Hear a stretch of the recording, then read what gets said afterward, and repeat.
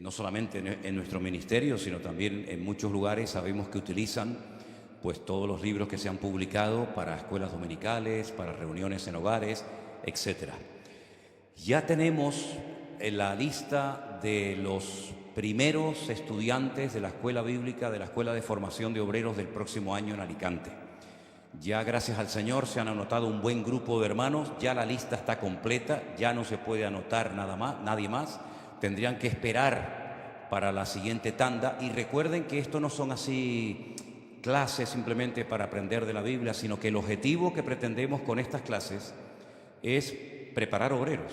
Esa es la intención, preparar obreros para poder atender la cantidad de obras que tenemos y que no damos abasto. Y ustedes también tienen que saber que hay lugares donde no hay pastores, se reúnen frente a una pantalla, por ejemplo en Perú, en Colombia y en muchos lugares se reúnen en salones grandes de hoteles frente a una pantalla para ver el culto en directo, alabanza incluida, porque no tenemos suficiente número de obreros y de pastores para poder atender todos esos lugares. Pero yo confío que de los 20 y tantos que van a asistir a ese curso intensivo a partir del mes de abril, el año que viene, como mínimo, ¿cuántos digo? 15, dijo la... Yo con que salga uno a la obra del Señor me conformo, pero le tomo la palabra, hermana, que por lo menos 15 o la mitad, ¿no? Hay 24 en este momento. Vamos a decir que un 50% de los que van a asistir a esas clases dentro de poco tiempo estarán sirviendo al Señor a tiempo completo. Porque le voy a decir una cosa, es un privilegio el que usted forme parte de este ministerio. No lo digo en plan de orgullo, ni de arrogancia, ni mucho menos, sino lo digo porque en este ministerio hay oportunidades para todo el que quiera servir al Señor. ¿Sabe?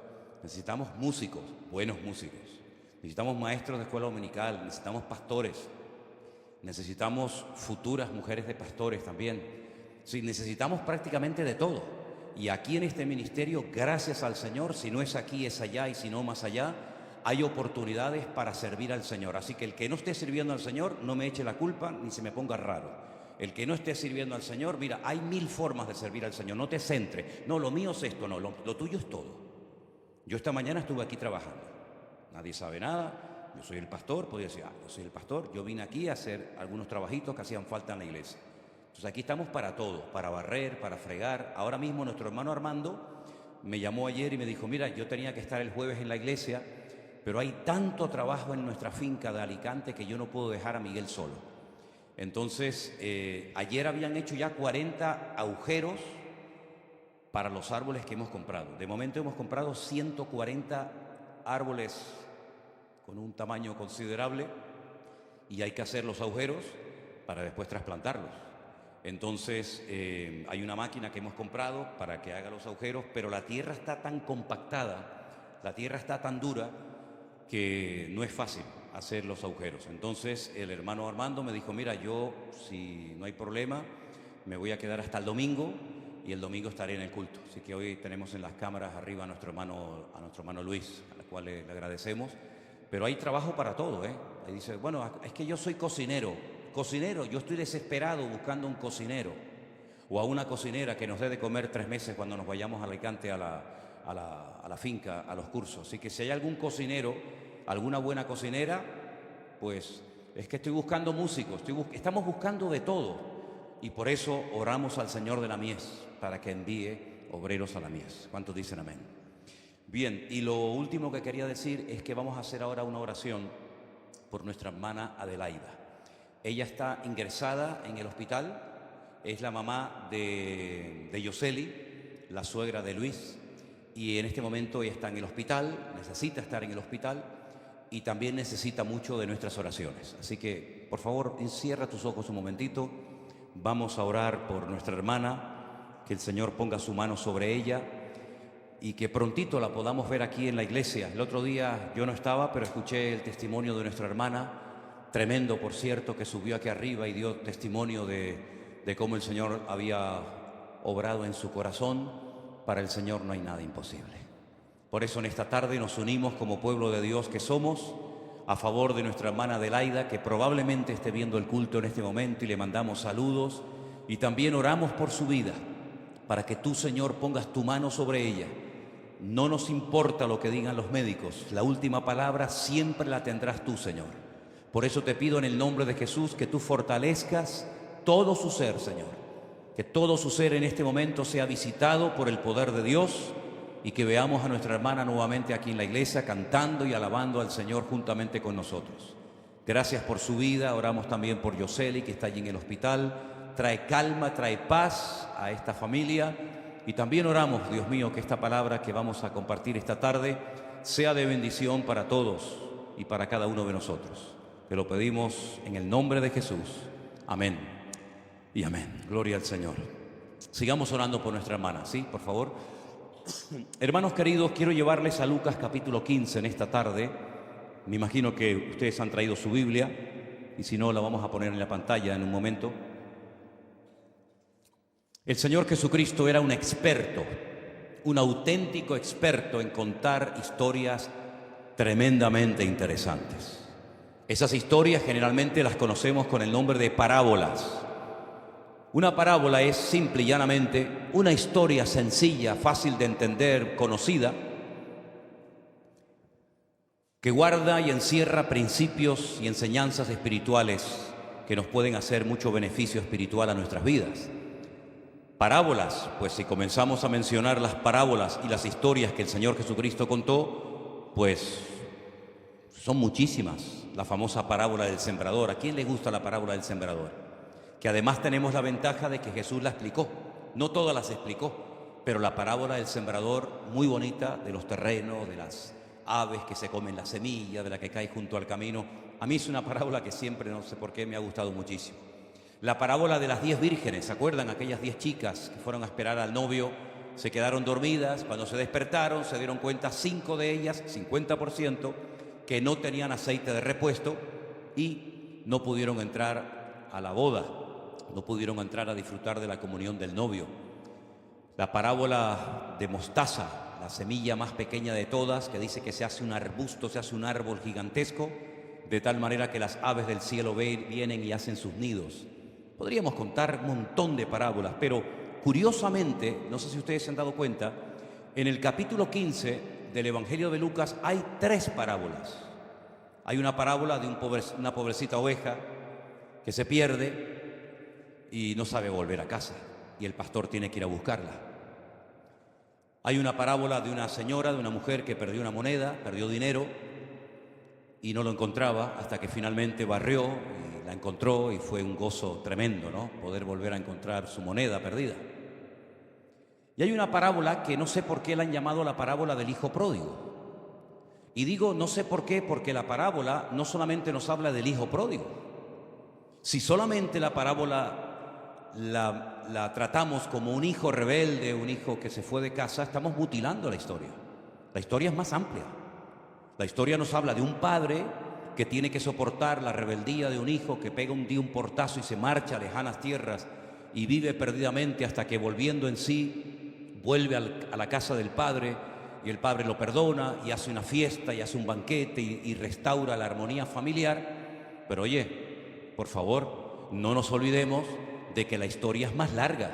La historia nos habla de 2 hijos, el menor que es el que se va y el mayor que es el que se queda. Y yo quiero en esta tarde hablar del mayor, porque en esta parábola, y es una opinión personal, yo veo que si algo tenía el Señor es que conocía a la gente íntima y profundamente.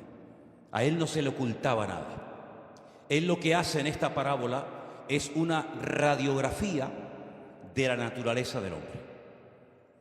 Cómo reaccionan las personas ante presiones, ante dificultades, ante el pecado. Sabemos que el menor se va de casa, termina perdiendo todo el dinero que el padre le dio, termina comiendo algarrobas como los animales, como los cerdos, lo cual era algo terrible. Pero antes de leer lo que la Biblia nos habla del hijo mayor, quiero que presten atención a los primeros versículos de la parábola o de la historia, en Lucas 15, porque es importante saber quién va a escuchar esta enseñanza. Hago un paréntesis. El otro día en Italia, cuando prediqué en la iglesia del pastor Antonio, yo compartía parte del capítulo 24 de Mateo, que a mí es un capítulo que me fascina. Lo he leído cientos de veces casi te podría decir que me lo sé todo de memoria, pero no es una enseñanza que la dio a una multitud de miles y de miles de personas, como por ejemplo el famoso Sermón del Monte, capítulos 5, 6 y 7 de Mateo, dice que hay una multitud y a esa multitud el Señor le comparte las enseñanzas del reino, cómo se comporta un ciudadano en el reino de los cielos. Pero la enseñanza de Mateo 24 se la dio solamente a 4 discípulos, ni siquiera a los 12.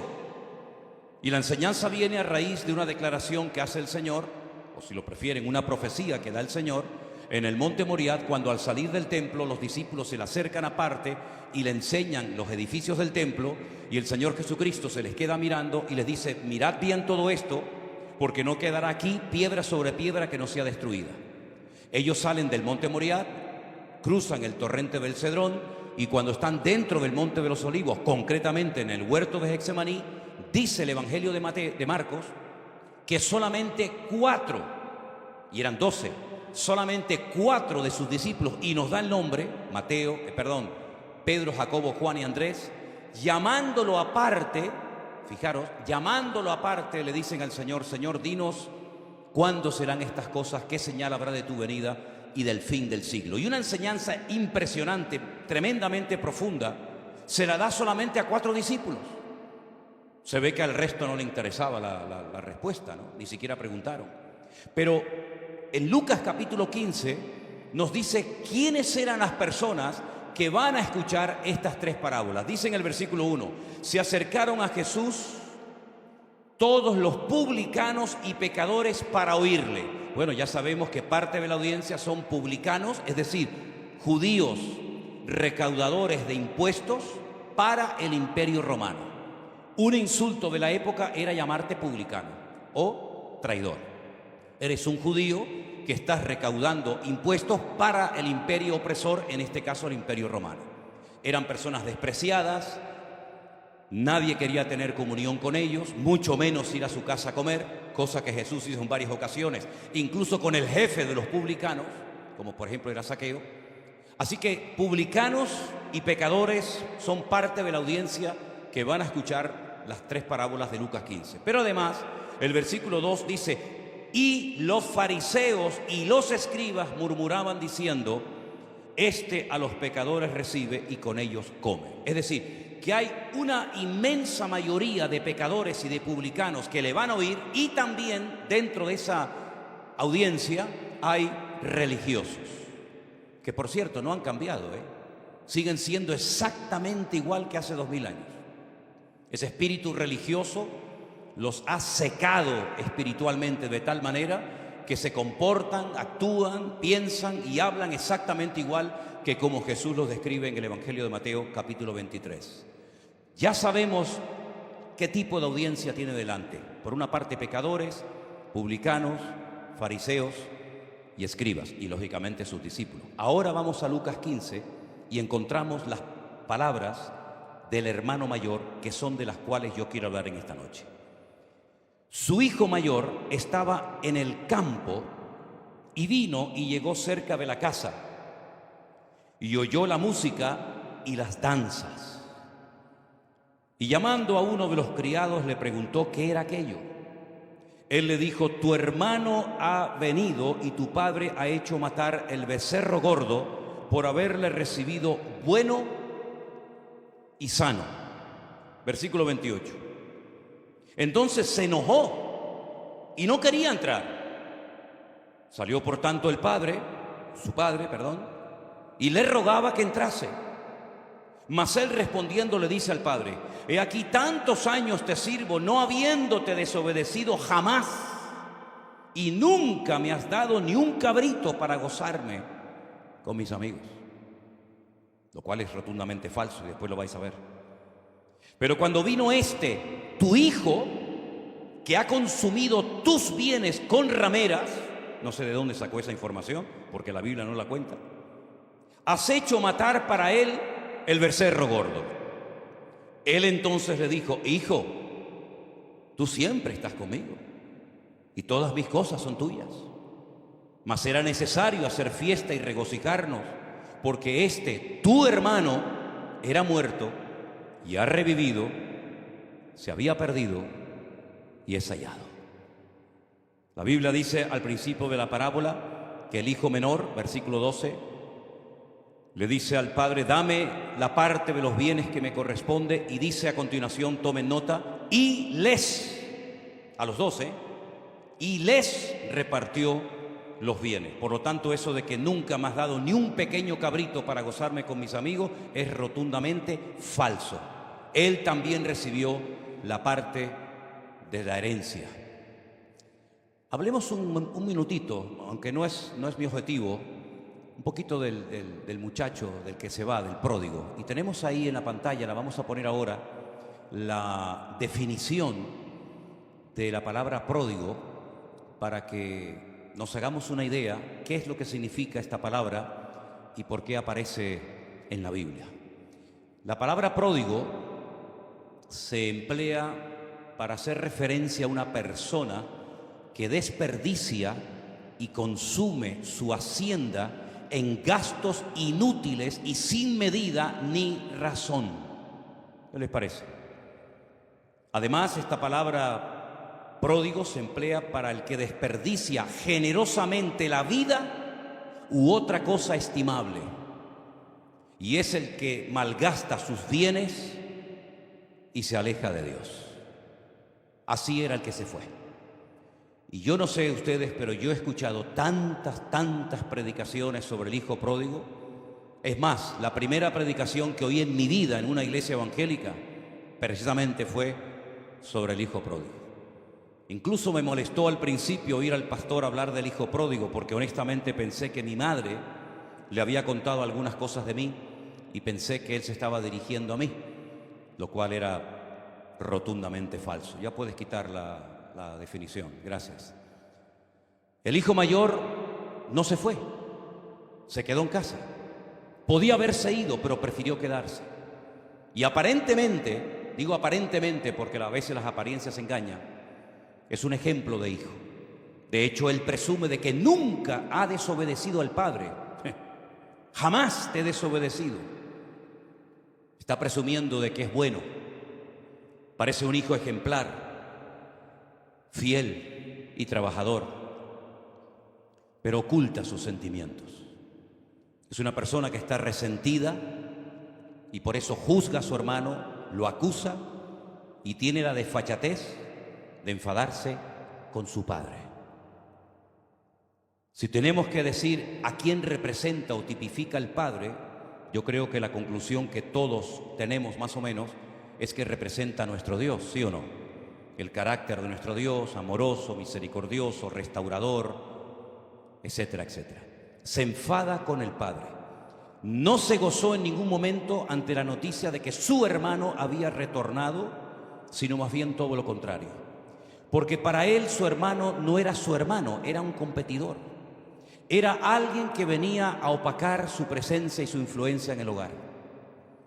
Me recuerda esto un poco a la historia real de José y sus hermanos, cuando no lo veían como un hermano más, sino lo veían como un competidor, alguien que según él cuenta en sus sueños, algún día vamos a tener que presentarnos delante de él y casi postrarnos y rendirle pleitesía. Y la Biblia dice que le pusieron un mote: ahí viene el soñador. Y la idea era matarlo, pero gracias a uno de sus hermanos logró escapar con vida. Tanto el mayor como el menor necesitaban ser tratados. Lo que pasa es que la naturaleza humana es muy variada y variopinta.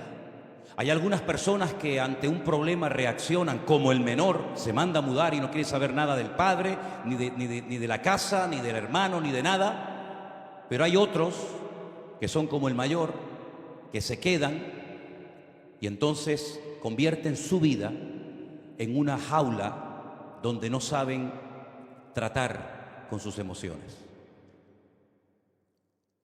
Son personas que viven enjaulados emocionalmente hablando, porque ya digo, no saben cómo tratar con esas emociones, con esos sentimientos, con esas sensaciones que le vienen a la mente o a su alma.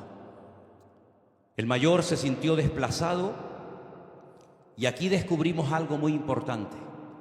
Y hay dos formas de estar en la obra de Dios o de hacer un servicio para el Señor. Uno es por amor desinteresadamente. Otro es para tratar tal vez la voz de la conciencia, por si me preguntan, ¿estás sirviendo o haciendo algo para el Señor? Y la respuesta sería sí. Pero este muchacho, como los escribas y los fariseos, no hacía las cosas por amor al Padre.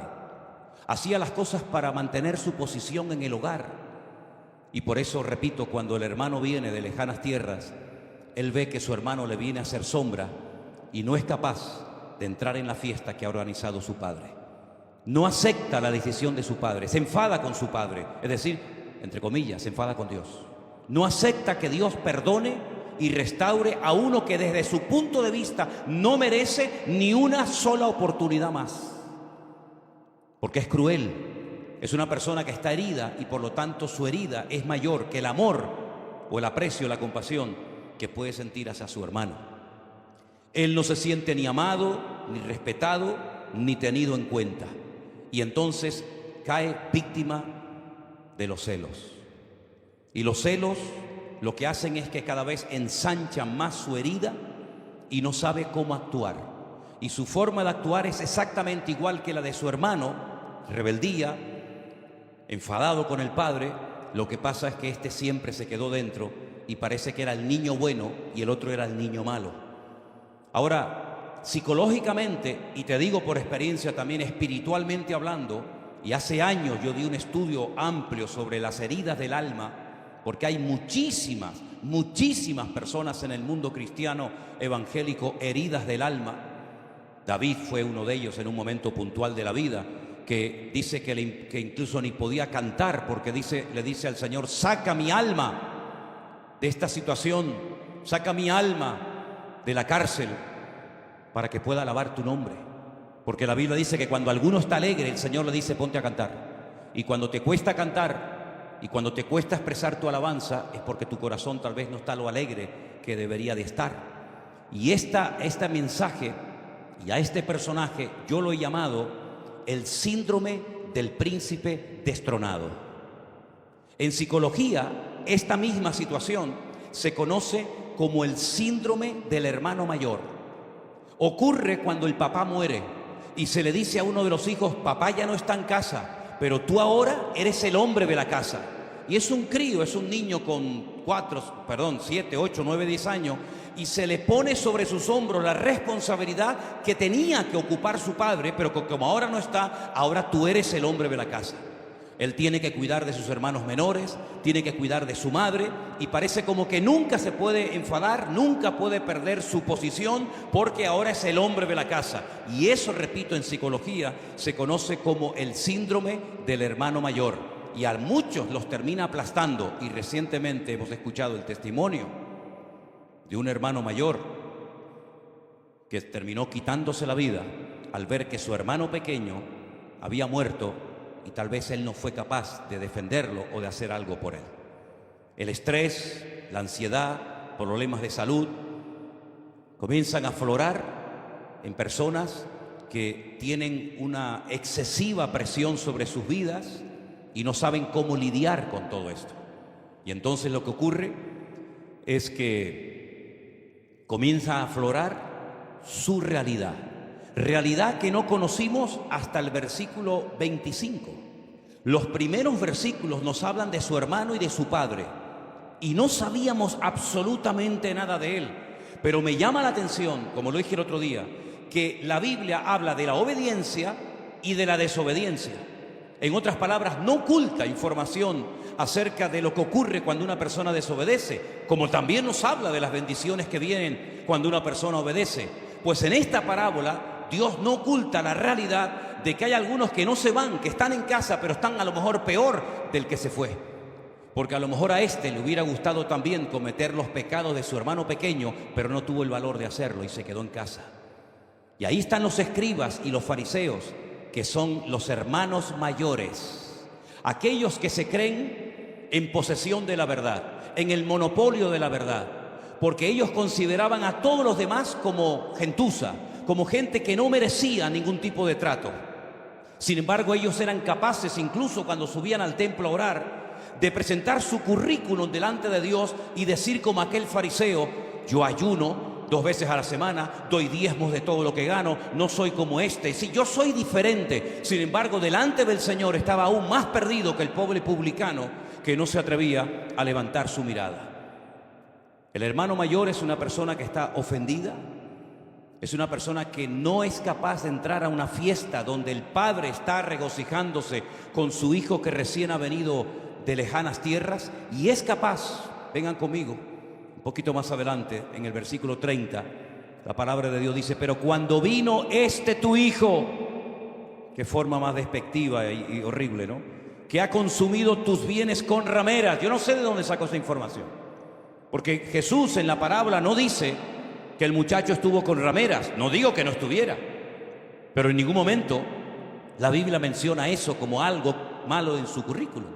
Sin embargo, este lo menciona, y entonces lo que hace es que si el otro no supo esperar, este no quiere aprender a gozarse en la alegría de los demás. Y alguien dijo en cierta ocasión, y yo en cierto sentido estoy de acuerdo, que a veces es más fácil identificarnos con el dolor ajeno cuando vemos a un niño sufrir, a un niño muriéndose de hambre, cuando vemos un accidente, cuando vemos un huracán o cuando vemos una desgracia. Nos sentimos identificados con el dolor a veces ajeno y decimos: pobre gente, ¿no? Otro terremoto más, como si no tuvieran poco, otra desgracia más. Pero después parece que a algunos les cuesta gozarse en la bendición de otros. A algunos parece que les cuesta gozarse cuando otro es prosperado más que tú o usado más que tú. Y no tendríamos que tener nunca ese problema en nuestras vidas, porque eso es un problema del alma, es un problema de falta de madurez, es un síndrome de tipo espiritual que no se cura viniendo a la iglesia ni escuchando sermones, sino dejándote tratar por el Padre. Y el otro día en Italia estuve compartiendo durante varios días un texto que ha sido para mí en estos últimos días, hermano, de una bendición tan espectacular. Es un versículo que ha estado ahí durante años, generaciones, pero entre comillas, como que yo lo descubrí el otro día, donde el Señor le mete el dedo en la llaga al pueblo de Israel y le dice: los 4 problemas que ustedes están atravesando son los siguientes. Número 1, no están escuchando mi voz, no están prestando atención. Ya les he dicho en muchas ocasiones que escuchar en la Biblia es sinónimo de obedecer. Es decir, ustedes escuchan a los profetas, pero no obedecen a los profetas. Ustedes escuchan los mensajes, pero no cambian. Número 1, no escuchan mi voz o no la obedecen. Número 2, huyen de mi trato. No se dejan tratar por mí cuando yo quiero tratar con vuestras vidas. Número 3, no estáis confiando en mí. Y número 4, no se están acercando a mí. De esos 4 puntos, yo hice los mensajes que tuve este fin de semana dando en Italia, porque son puntos tremendamente interesantes. Sofonías 3:2, si no recuerdo mal. Y este muchacho, el mayor, que se queda en casa, que conoce a su padre, es capaz de decirle en la cara del padre: yo no tengo nada que ver con esa persona. Cuando esa persona es su hermano, cuando esa persona ha sido restaurada por el Padre, pero él no tiene un corazón restaurador, porque él está también hecho pedazos. Él también comía algarrobas, no solamente el que se fue, El que se fue comió algarrobas, pero tú también estás comiendo algarrobas. Las algarrobas de tus complejos, las algarrobas de tus emociones deterioradas, las algarrobas de tu vida poco fructífera o poco madura o casi nada. Tú también estás comiendo algarrobas. Ahora bien, yo veo en la palabra de Dios, desde el primer libro de la Biblia hasta el último, que Dios no se resigna a perder lo que ama. Dios lo que ama lo busca y no para hasta encontrarlo. Yo no sé cuánto tiempo pasó desde el pecado de Adán y Eva hasta que Dios lo busca, no lo sé. Creo que nadie lo sabe. Pero lo que está bien claro es que cuando el hombre pecó, se ocultó de Dios, huía de Dios. Y cuando Dios le habla y lo confronta, le dice: Adán, ¿dónde estás? Dices que oí tu voz. Ah, la oíste. Pero tuve miedo y me escondí. Pero Dios no para hasta encontrar a Adán y restaurarlo y enseñarle otra vía a través de la cual durante siglos el pueblo de Israel se estuvo comunicando y conectando con Dios. Yo veo que Dios no va a parar hasta hacer de ti lo que Él prometió o lo que Él decidió en su corazón hacer de tu vida. Así de claro. Yo no sé cuáles son los planes de tu vida, no lo sé. Yo sé cuáles son mis planes y mis objetivos en la vida. Pero yo sé que Dios tiene un plan para todos y para cada uno de los que estamos aquí y los que están viendo este culto en directo y los que lo verán tiempo más tarde. Y Dios no va a parar hasta que haga de ti el hombre por el cual Él permitió que tú nacieras. Perderás el tiempo, te meterás en historia, harás lo que tú quieras, pero Dios nunca se va a dar por vencido, ni se va a resignar a perder a una persona por la cual Él murió en la cruz del Calvario. Sí, Pedro le falló, pero el Señor lo restauró. Tomás dudó, pero el Señor lo restauró. En otras palabras, el Señor tiene un propósito para nuestras vidas. Y Él, te repito, te vayas de la iglesia, te quedes aquí o te vayas a donde quieras, Él no va a parar hasta hacer de ti, hermano y hermana, lo que Él ha decidido hacer de tu vida. Porque te recuerdo algo más por si lo has olvidado. Tu vida no te pertenece. Rompe tu agenda personal lo antes posible. Yo lo tuve que hacer hace 5 años. Hace 5 años mi objetivo era volver a lo que hacíamos, el culto, la iglesia, pastorear y poco más. Pero Dios rompió totalmente nuestros planes, nos cambió totalmente la vida. Y yo lo que les pido a todos y a cada uno de ustedes es que abras la vela de tu corazón y que te dejes guiar por el Espíritu de Dios. Que el Señor tiene grandes planes para tu vida. No los eches a perder. Deja que el Señor te trate, porque Él no va a parar hasta convertirte en el hombre y en la mujer que Él tiene diseñado para la vida. ¿Cuántos dicen amén? Pero hay millones de hermanos mayores en las iglesias que están dormidos. Hay millones de hermanos en las iglesias que son como el hijo mayor, perdidos en casa. Aquel se perdió lejos, pero este estaba perdido, pero en casa. Pero se enfadaba con el padre. Y también necesitaba una restauración en lo más profundo de su ser. Una vez al mes se lee en este púlpito 1 Corintios 11. Ya casi lo podríamos leer de memoria o decir de memoria. 1 Corintios 11 nos habla de la Santa Cena, ¿se acuerdan, verdad? Primer domingo de mes siempre se lee lo mismo. Y una de las cosas que leemos habitualmente es: examinaos a vosotros mismos, probaos a vosotros mismos. Y dice Pablo en esa porción bíblica: y observen la iglesia, observen. Un montón de gente enferma, gente débil, y algunos se murieron. Y vuelve a repetir: probaos a vosotros mismos a ver si estáis en la fe. Examinaos a vosotros mismos, para que no comáis para juicio, sino para bendición. En otras palabras, nosotros podemos condicionar nuestro estilo de vida. ¿Quieres alimentar tu timidez y vivir del cuento de tu timidez toda la vida? Sigue. Y toda la vida serás el tímido que fuiste toda tu vida, porque nunca quisiste dejar de serlo. Yo también era tímido. Yo también era muy tímido. Y huía de la gente, no soportaba lugares donde hubiera gente. Siempre me gustaba estar a mi aire. Y mira lo que hizo Dios conmigo. No soportaba fotografías. Toma fotografías. No soportaba el tener que atender a este y al otro y a esta y a la otra, y me pegaron, ahí tienes. No quieres sopa, toma dos tazas. Hermanos queridos, Él nos compró a precio de sangre, ¿se acuerdan? ¿O lo hemos olvidado? Él nos compró, Nuestro cuerpo no es nuestro, ni siquiera nuestro cuerpo nos pertenece. Tenemos un dueño por encima de nuestras cabezas. Él es nuestra cobertura y es el Rey de Reyes y Señor de los señores. Y nosotros necesitamos preguntarnos: ¿por qué estoy haciendo lo que estoy haciendo? ¿Y con qué actitud lo estoy haciendo? Ustedes saben que todos los pastores, Jerónimo tiene las suyas, algún día te imitaré, Anderson tiene las suyas, y yo tengo las mías. Y saben que una de las frases que yo escucho, bueno, y Alberto, perdón, que está allá atrás, Alberto, ¿verdad? Sí, perdón, el pastor Alberto acaba de entrar ahora también. Y una de las frases que yo digo habitualmente es: la actitud marca la diferencia. La actitud marca la diferencia. Y en este caso la actitud del hermano mayor, que estaba resentido, pues no era correcta. Y no fue capaz de entrar a la casa del Padre. Por favor, es increíble, Es increíble. No entró en la casa del Padre porque no estaba dispuesto a gozarse con la alegría de ver a su hermano restaurado. Qué triste, ¿no? Qué triste. Y hay efectos espirituales que son inmediatos, instantáneos, pero hay otros que son de largo plazo, poco a poco, como el veneno. Hay venenos que como lo consumas un poco te mata al momento, pero hay otros que no. Hay otros que te van matando poco a poco, poco a poco, poco a poco. No son instantáneos.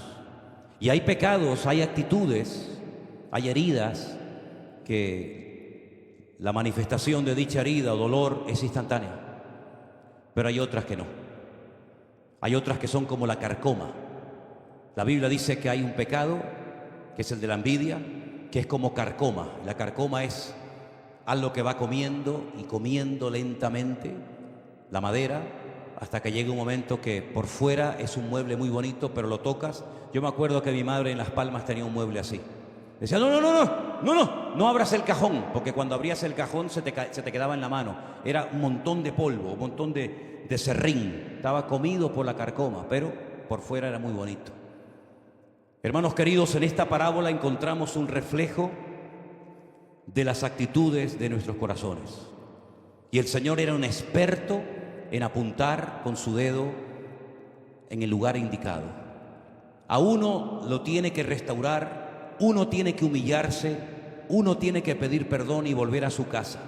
Ahora fíjate que cuando viene el menor le dice, hazme como a uno de tus jornaleros.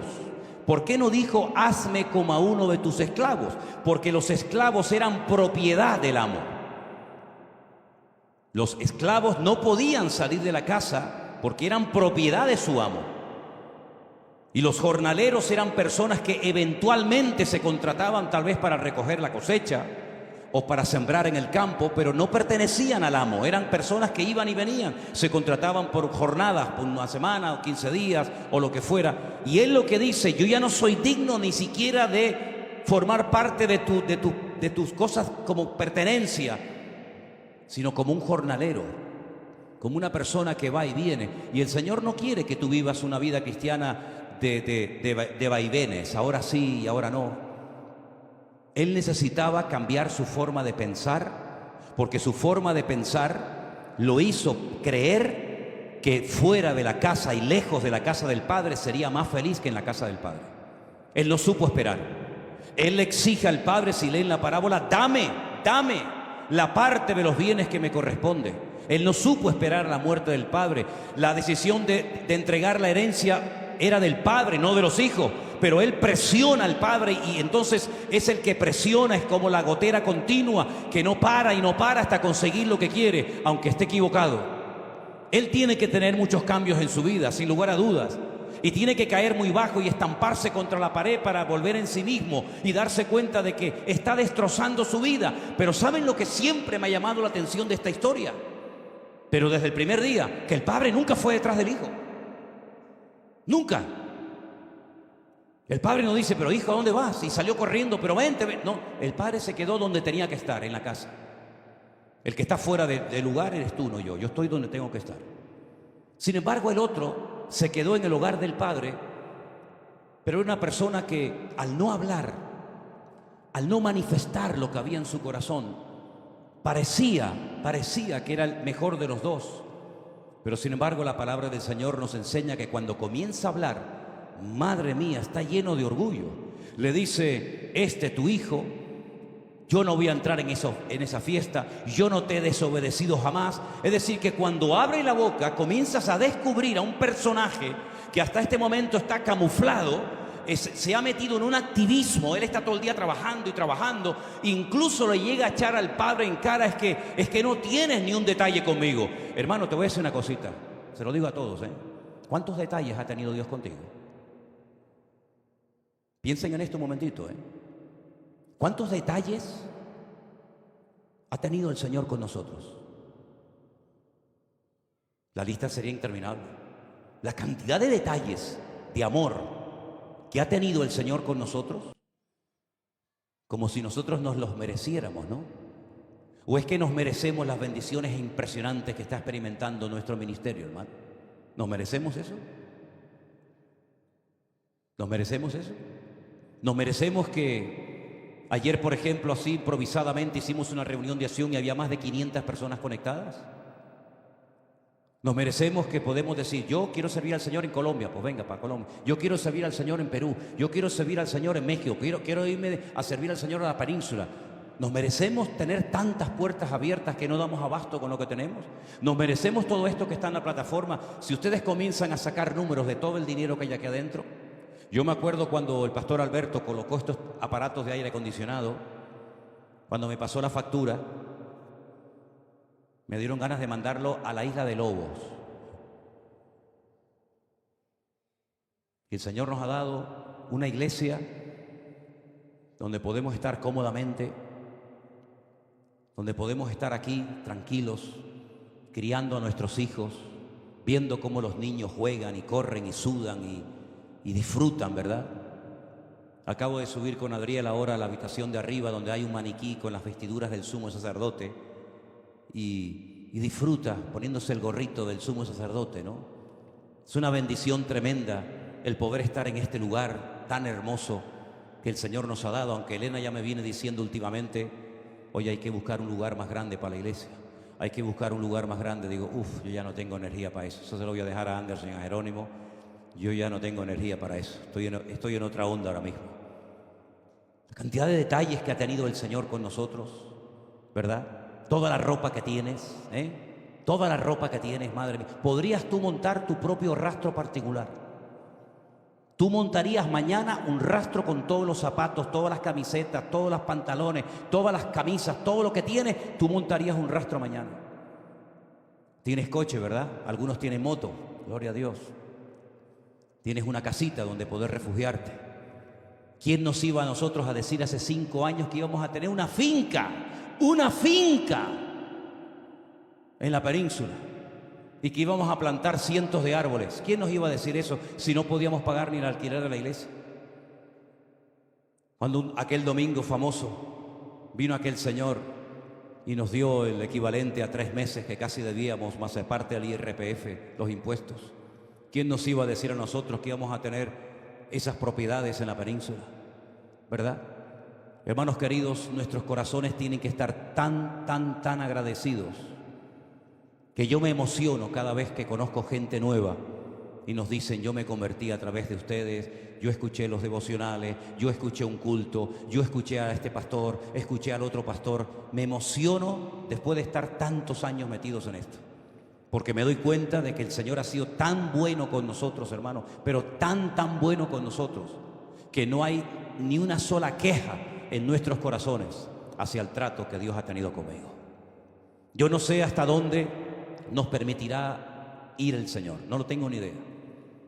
Está bien claro y lo he dicho muchas veces, y no lo digo como reproche, sino es una cruda realidad. Me queda menos de lo que ya he vivido, evidentemente. Pero queridos hermanos, lo que muchos de ustedes van a heredar cuando los que estamos hoy en día en el ministerio no estemos, ustedes no son conscientes. En mi época te decían, ¿quieres servir al Señor? Coge tus maletas, te vas a una isla como por ejemplo La Gomera o donde sea, abres una iglesia y cuando esté la gente preparada para ser bautizadas, nos llamas, que nosotros tenemos que ir a bautizarlos, porque ni siquiera nos daban permiso para bautizar a la gente, ni para repartir el pan y el vino en un culto. Así empezamos nosotros. Yo pedí muchísimas veces en la piscina municipal autostop para poder ir al Puerto de la Cruz, una iglesia, no la de Marcos, sino otra iglesia que en aquel momento se estaba abriendo por las asambleas de Dios. Muchísimas veces, y muchas veces no me llevaban directo, sino que me dejaban en Santa Úrsula, otro me dejaba en La Laguna y tenía que coger otro.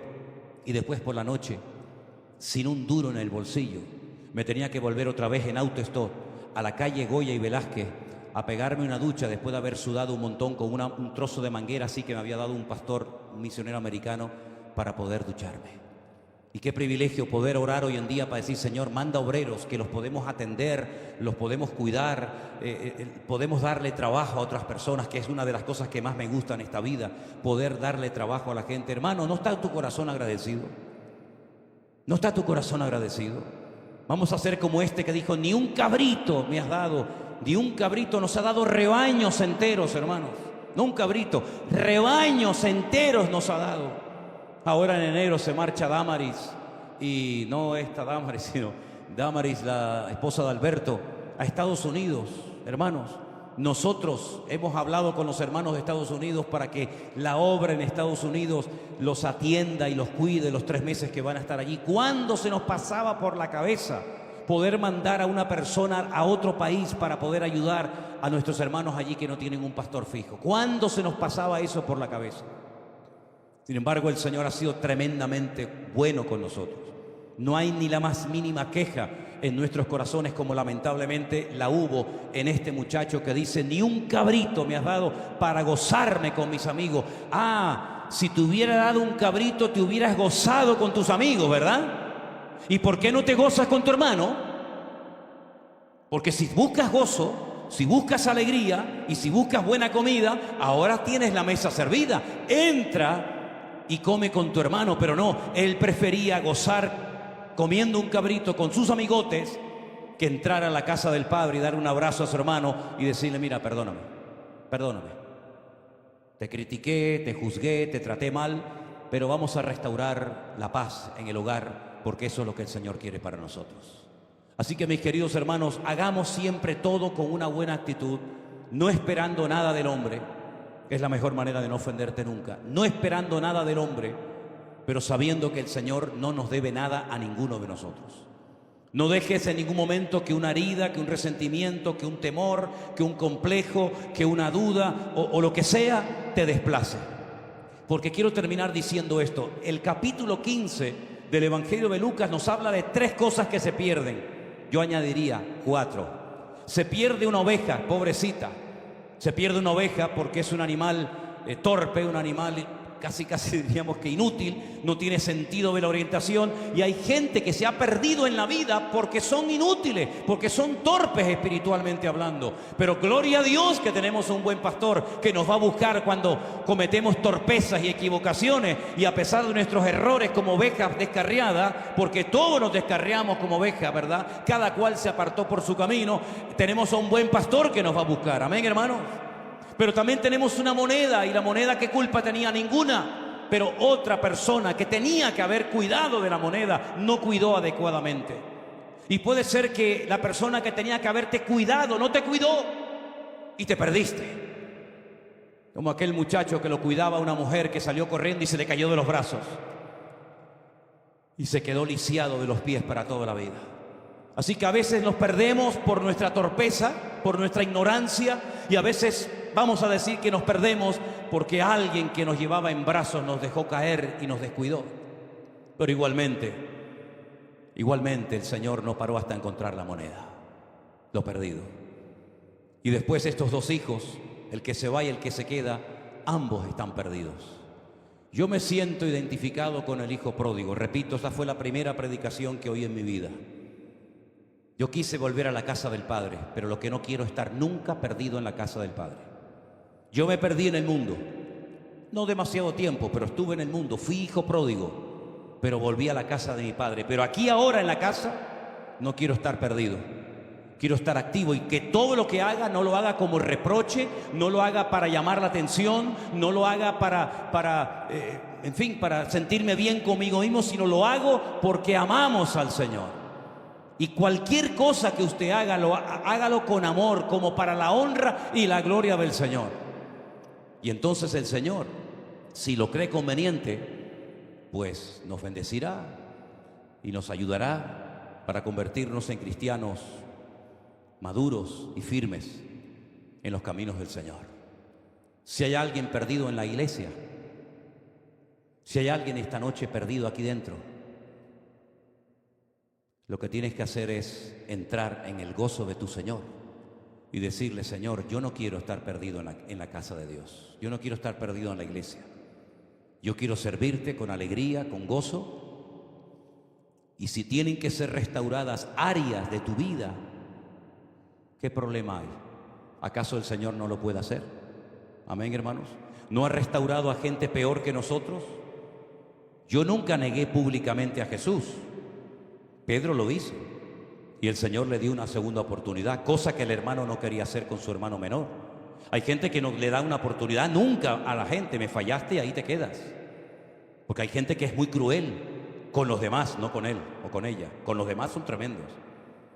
Pero nuestro Dios es un Dios que nos da oportunidades. Y hoy es una oportunidad nueva que Dios nos está dando para estar bien delante del Señor, para gozarnos en el servicio y que todo lo que hagamos, el Señor diga: buen siervo fiel, sobre poco has sido fiel, sobre mucho te pondré.